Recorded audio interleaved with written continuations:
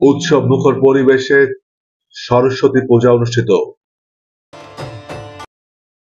সনাতন ধর্মাবলম্বীদের বিদ্যার দেবী সরস্বতী। উৎসব মুখর পরিবেশে চলছে সরস্বতী পূজা।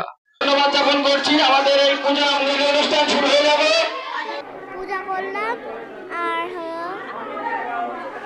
অঞ্জলি দিলাম আর খুশি হলাম। আজকে সরস্বতী পূজা। সে উপলক্ষে শুক্লা পঞ্চমীর অমিয় লগ্নে দেবী সরস্বতীকে বরণ করে আসনে প্রতিষ্ঠা করা হয়েছে। সকাল থেকে স্কুল কলেজের শিক্ষার্থীদের পদচারণায় পূজা মণ্ডপগুলো মুখরিত হয়ে উঠেছে। কাজী নজরুল ইসলামকে কথা বলতে হয় যে এই বিশ্বে যা কিছু সৃষ্টি চিরকল্যাণকর, অর্ধেক তার করেছে নারী, অর্ধেক তার নর।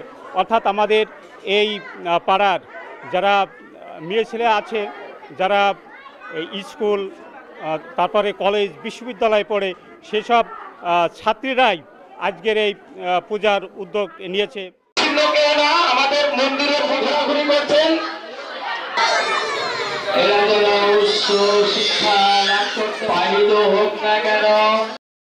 শিক্ষার্থীরা তাদের মনের সকল আশা দূর করে বিদ্যা দানের জন্য দেবীর কাছে অঞ্জলি প্রদান করছে। সরস্বতীর কাছে প্রার্থনা তারা যেন তাদের লেখাপড়ায় উন্নতি সাধন করে মহাজাগতিক জ্ঞান অর্জন করতে পারে। আমাদের বিদ্যার দেবী মূলত বেদ বেদাঙ্গ বেদান্তের স্রষ্টা এবং আমরা তার পূজা করি বিভিন্ন উপপাদ্যে, এবং সেই অনুযায়ী আমাদের এই পূজা চলে আসছে আর কি বছরের পর বছর ধরে।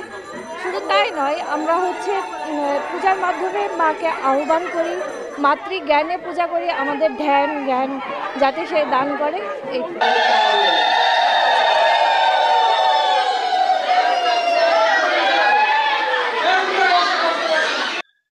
শিক্ষার্থীদের সাথে একাত্মতা করেন সনাতন ধর্মাবলম্বীরা। পূজা মণ্ডপগুলোতে সাজসজ্জা ও আলোকসজ্জা করা হয়েছে। পূজা উপলক্ষে মণ্ডপে মণ্ডপে নেওয়া হয়েছে ভক্তিমূলক গান, প্রসাদ বিতরণ, সন্ধ্যা আরতি সহ নানা আয়োজন।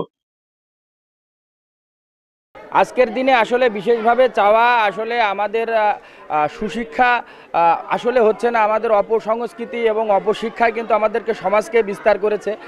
তারই ধারাবাহিকতায় আসলে আমরা বিদ্যার দেবী হিসাবেই আমরা সরস্বতী ঠাকুরকে বুঝাই, উনি আমাদেরকে বিদ্যা দান করেন।